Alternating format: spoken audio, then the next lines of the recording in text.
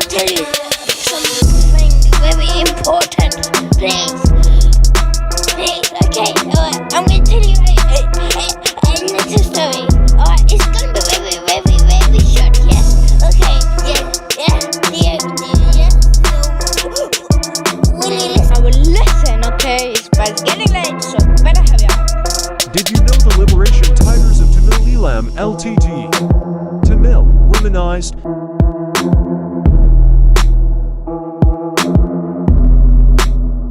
Up to 70,000 had been killed by 2007.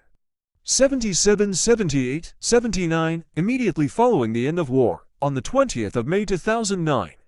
The UN estimated a total of 80,000 to 100,000 deaths, 80, 53, 81, however, in 2011. Referring to the final phase of the war in 2009. The report of the Secretary-General's panel of experts on Accounta.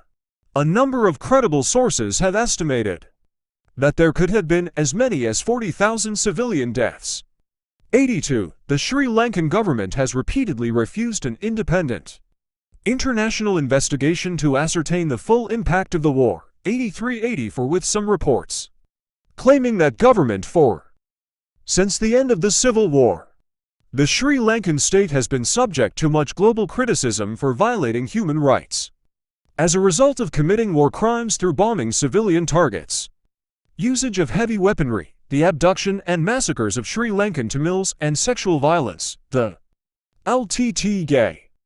The LTT gained notoriety for carrying out numerous attacks against civilians of all ethnicities, particularly those of Sinhalese and Sri Lankan Muslim ethnicity, using child soldiers, assassinations of politicians and dissenters, and the use of suicide bombings against military, political and civ.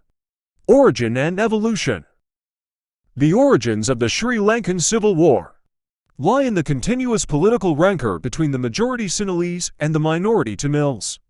88. The roots of the modern conflict extend back to the colonial era when the country was known as Ceylon. There was initially little tension among Sri Lanka's two November 1936 a motion that in the municipal and police courts of the island the proceedings should be in the vernacular, and that entries in police stations should be recorded in the language in which they are originally stated, were passed by the State Council and referred to the legal secretary.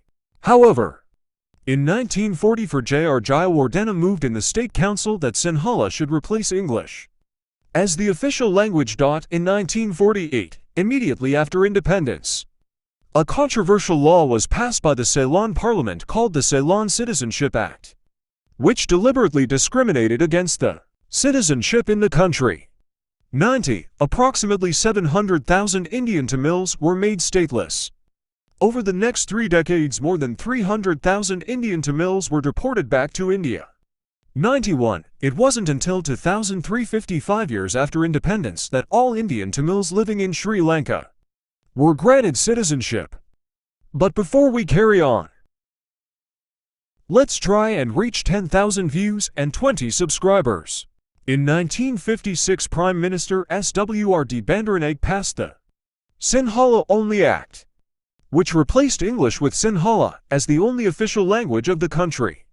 This was seen as a deliberate attempt to discourage the Sri Lankan Tamils from working in the Ceylon civil service and other public service.